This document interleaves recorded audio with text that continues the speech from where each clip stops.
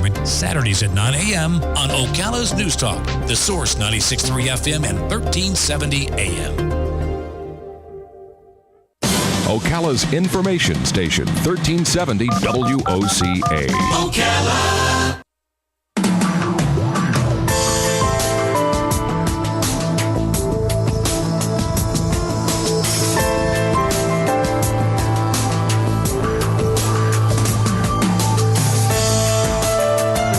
All right, 25 minutes before 10 o'clock. Thank you for tuning in this morning. We have some representatives from a couple of different agencies, actually, to talk about the prevention of child abuse. I think that's the primary topic. April is Child Abuse Prevention Month. Kimberly's Center is one of the agencies that's being represented here today, and the room is filled with women. I think I am the only testosterone-bearing person in here right now. I'm not so sure that even sounded right. Okay, but anyway, we're taught this is an important topic. Obviously, these ladies do an amazing job dealing with probably one of the hardest topics that we have in our society is when a child gets abused. So I'm going to start with Jennifer. You were the first name I had, Jennifer. So good morning to you. Good morning. Jennifer Clark. You are, let's see, my notes say you're the Development and Communications Coordinator for Kids Central. Is that right? I am, yes. All right. Now, so can I start there? What is Kids Central a part of Kimberly's, or is it something separate? We are actually separate. We actually contract with the Department of Children and Families. We're the nonprofit that facilitates foster care. We license and relicense foster homes. We also have prevention programs as well as diversion programs, and we actually contract out with the centers in Devereaux and Kimberly Center. Okay. And how long have you been doing it? I have been with Kids Central for 6 years. Oh wow. Okay. And does it tug at your heart what you do? It would me. I don't Absolutely. know how you do it. Yeah. Yeah, it sure does. Yeah. So you go home after you're done with that, and you just thank God you have a normal family. I mean, how does that work?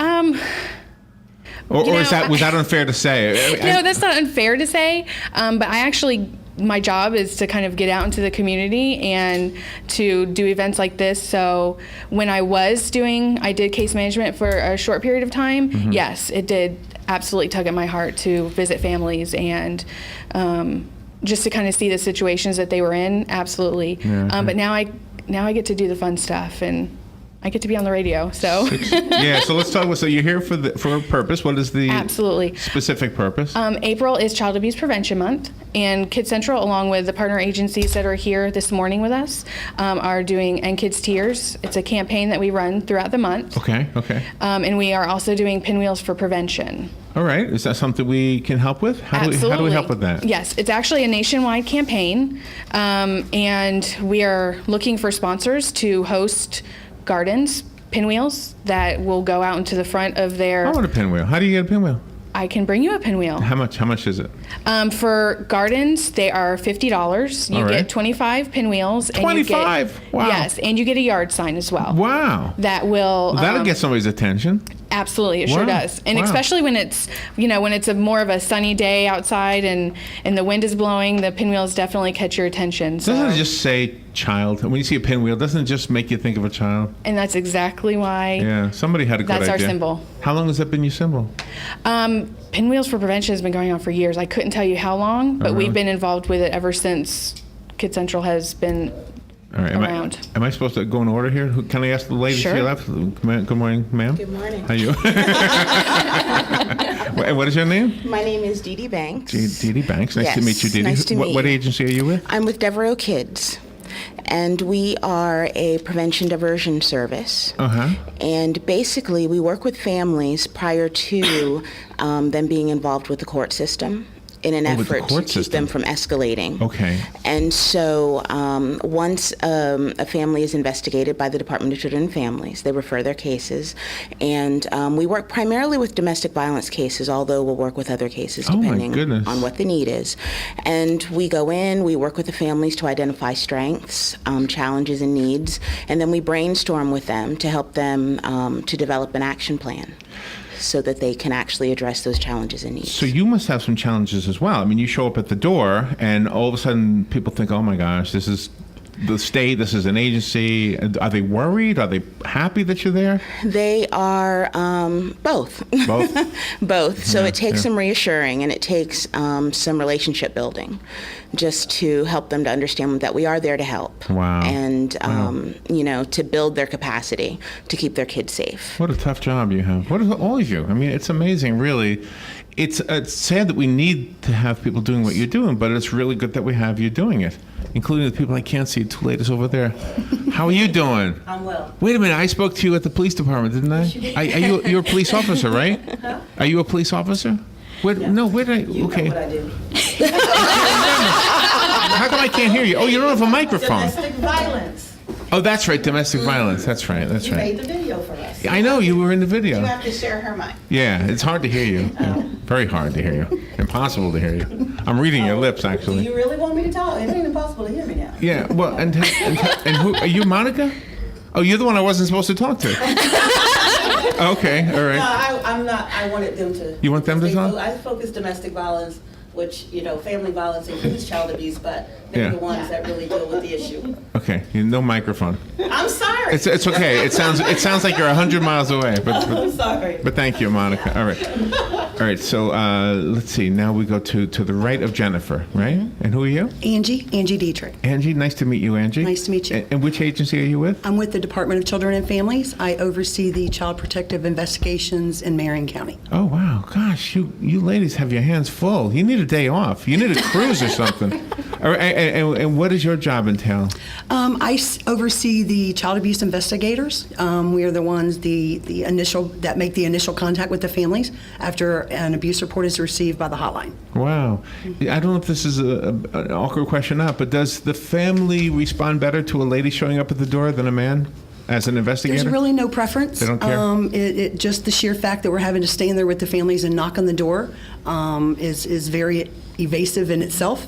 So Right, they're right, normally right. not receptive. But once a report is received, we have to conduct our investigation. And we engage them, trying to assess the family long term Right. to see how the family's functioning on a daily basis.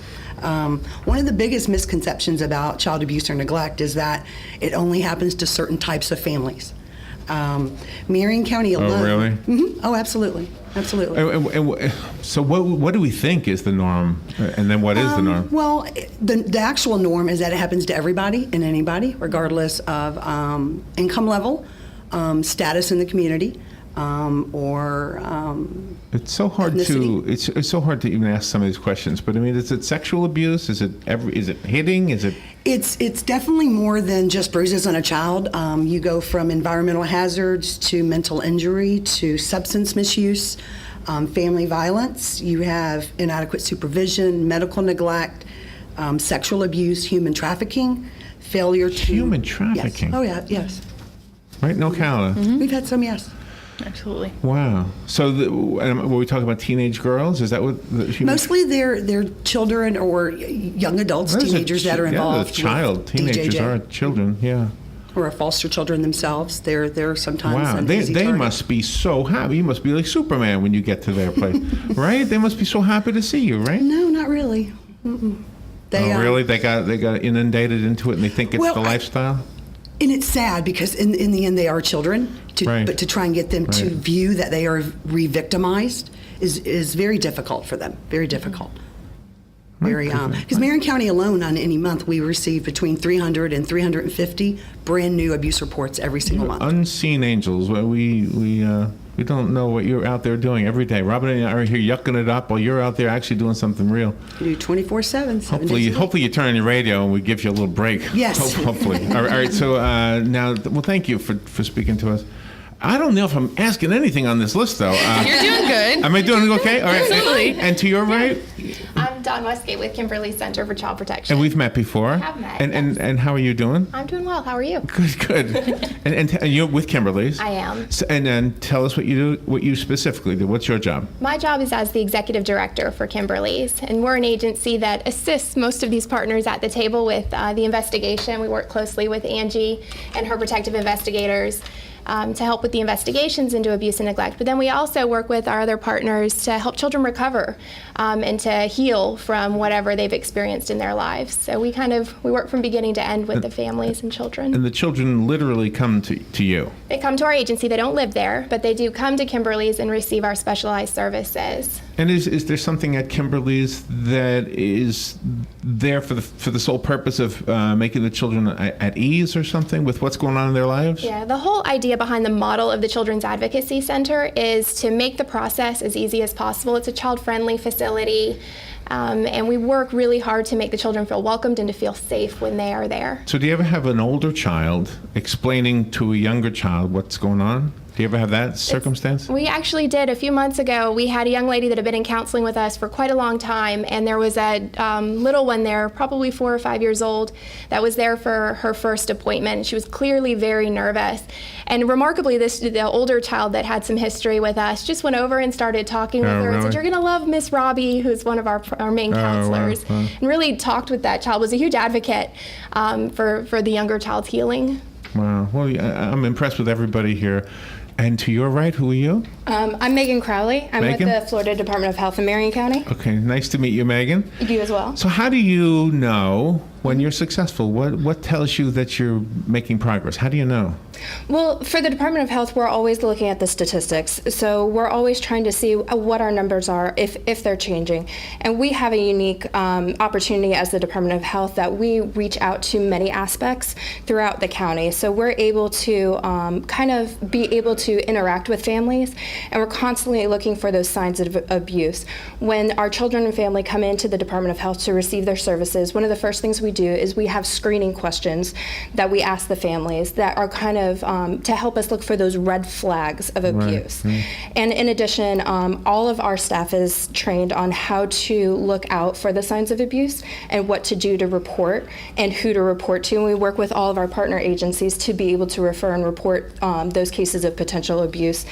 And also we work in the schools. We have health educators out in the schools that through our Brazen program, where many kids come talk to us and tell us their stories of abuse, and we're able to get them help.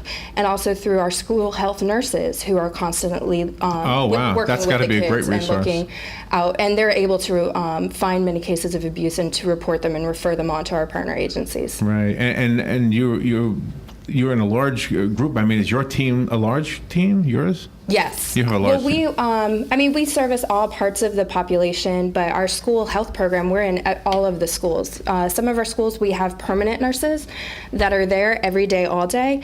And some of our schools, we have rotating nurses, but all of our schools are serviced by our nurses. And our entire nursing staff, not just the school nurses, but our WIC, Healthy Start, immunizations, our dental clinics, all of our staff and nurses are all trained on how to identify children and women too who are potential victims of abuse, and how to handle those situations and how to refer to get them the help that they need. Is it my lack of understanding what you all do that makes me think there's usually one bad apple, and if you could get rid of that one bad apple, that everything would be fixed? Is that a simplistic thinking? And of course you can't get rid of somebody. I mean, how do you do that? But Abuse is a very complicated situation, and there are different types of abuse and different levels of abuse. It's not just one source where you just take that one peg out and the whole problem resolves itself. It's a very complicated problem where it really takes a lot of partners and a lot of partnerships throughout the community to be able to address this issue and be able to start getting the help and the healing that these kids need. A lot of times it's multi-generational. Mm-hmm. Oh, wow. Isn't that because sad? Yeah. the new parents are going to only parent with the skills that they have. And if they've not reached That's out true. or had a community partner come in to reteach them, they're going to use the parenting skills that was used on them as parents. So when we do the news, which is our job partially, we see these horrible stories, and then I will always know that when it says, the very last line in most of these stories says, the Department of such and such is investigating, that's you. Mm-hmm. You're the ones who do all of this. You're the ones who actually pick up the pieces when they need to be picked up. We need to take a little break, and then we'll be right back. This is The Source, WOCA Ocala. The weather is brought to you by myfwc.com. Safe boating is no accident. More clouds and sun today with a couple of showers and a thunderstorm crossing the area. The high 78 to 82.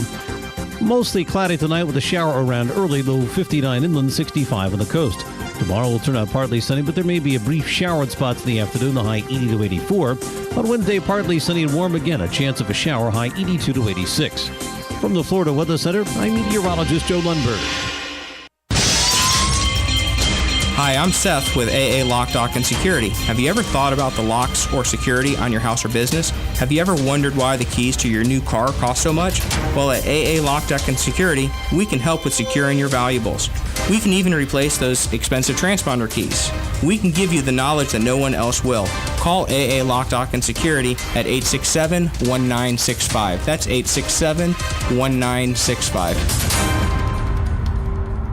Are you tired of not using your home's outdoor space for entertaining or relaxation because of all the bugs and leaves? Consider adding a beautiful screen room or glass enclosure. We are Superior Aluminum and Design, a family-owned and operated business with 20 years experience in the aluminum industry, and we are accredited by the Better Business Bureau. If you appreciate superior workmanship, call Superior Aluminum and Design at 817-8058 or visit us on the web at superiораluminumdesign.com. Career Source, Citrus, Levy, Marion brings together business and community partners, economic development leaders, and educational providers to connect employers with qualified, skilled talent and job seekers with employment and career development opportunities. Tune in the first and third Wednesday of each month at 9:30 a.m. to Career Source, Citrus, Levy, Marion, and learn how they can help you.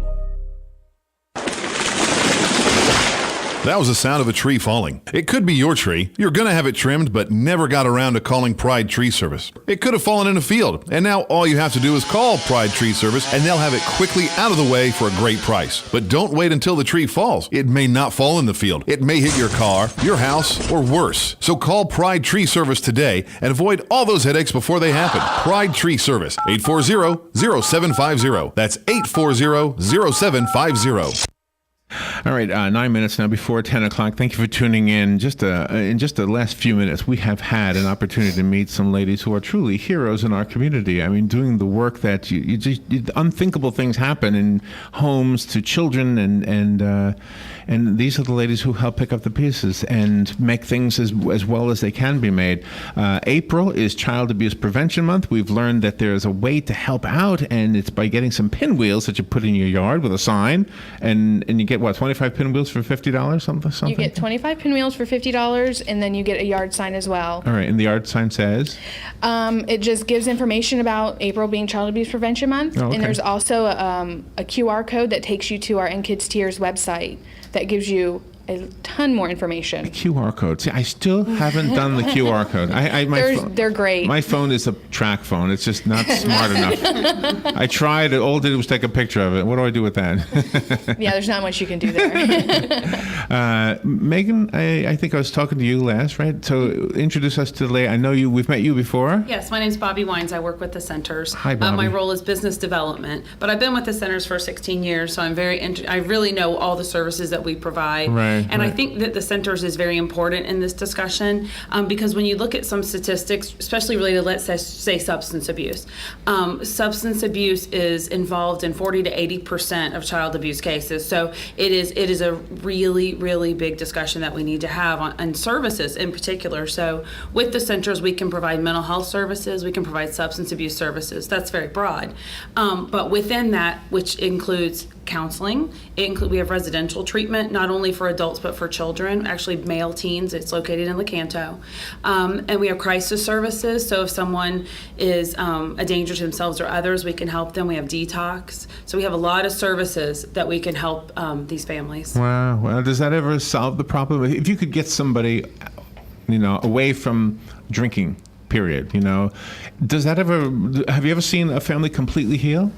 I don't know if there's complete healing, to be honest with you, because I think once you have a problem, that problem's always there. We can help treat it. Does it go away? No, I don't believe it completely goes away, personally. Wow. You 16 years, you were just a child yourself when you started, right? Yeah.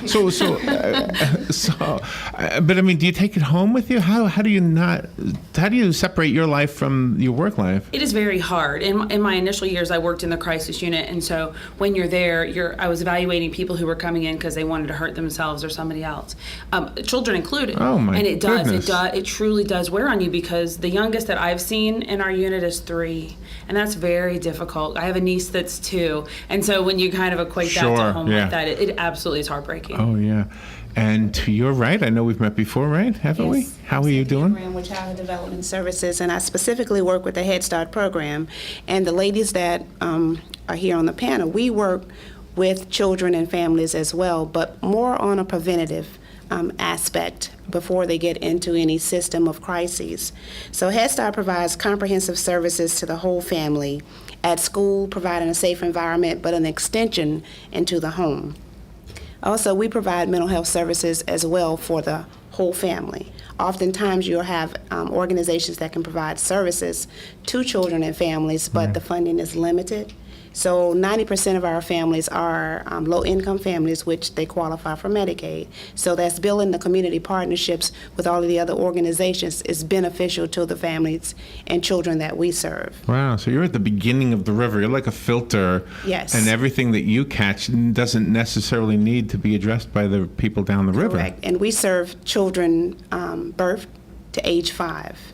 And the early Head Start program is birth to age 3, and Head Start is 3 to 5. Are there any red flags at that age that you say, gosh, we got to take care of this before it becomes... Sadly to say, there is. We have children that have come into the system that have already been in the system of not the welfare system, I don't know how to say it. Dependency system. Okay, right. Younger than age 3, and have been abused 8 months. Oh, so it's more than a red flag. It's an actual... Yes, it's actual cases of children that are in the system. My goodness. That we currently serve in our program as well.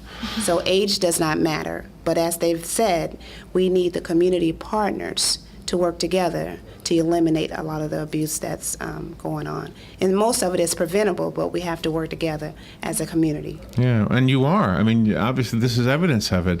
And Monica, can you grab the microphone? I can't see you right now, but I know you're over there. There you are.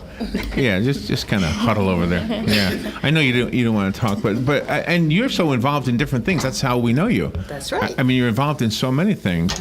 So is community outreach an important part of what you do? It's the bulk of actually what I do. I'm the Family Violence Prevention Coordinator for the Children's Alliance, but part of my job, I raise money to help on my partner agencies when they have cases. We do a lot of emergency shelter. A lot of the young women that come to us, they're in crisis. They need to get out. They don't have a place to stay. So me and my team and a lot of these here are on the Family Violence Prevention Work Group, and we raise money to be able to help our victims. We help our shelter. But a lot of things that people don't know is 60% of our children that grow up in those abusive homes, they repeat the behavior. And with all of us here, I'm prevention. And part of my job is I do a lot of education. So I do go into the schools. Right. I train the doctors every year. I do churches. I'll do one person. Right. So I get called in the middle of the night to get up and go get some shelter for somebody. But I don't mind that because I can come back to my house. The women and children that I deal with, most of them can't. Wow. Do you know what I love about what all of you represent? All of you represent something I believe in, and I believe in campaigns working to make society a better place than as opposed to laws. I mean, everybody who has violated the law has violated the law. The law didn't stop them from doing it, but campaigns sometimes will. I mean, somebody might hear this show. Somebody might hear a PSA you've done, or somebody might see a video that you've created and say, wow, that's the direction I'm going. I'm not going to become that person. I don't know. It's the success that you'll never know about. It's the fire that never got started that you never heard about, you know. So any events anybody's doing specifically for April besides the pinwheels that anybody want to bring up? Well, we're going to hang the hands. You're going to hang the hands? We're currently working on hands. The helping hands? No, you got to help hang those guys, right? We do need the helping hands in the community to ensure that our children become productive adults. But currently we have pull that microphone to you. There you go. The Head Start program at Childhood Development Services. And we're located in 6 counties, but we're making hands for the courthouse. Oh, okay. So we're going to have handprints to bring awareness to this event. Oh, that's going to be hanging at the courthouse. Little children's hands? little children's hands. Nice. That's going to be hanging at the courthouse and then at the main office as well. Ladies, thank you for coming in. Wow, it went quick. Thank you for coming in. The bigger, greater thank you is for what you've chosen to do with your lives. You've made Ocala and the world a much better place. The successes are the future, and thank you for doing that. Thank you. Thank you. All right, we will take a little break. We'll be right back.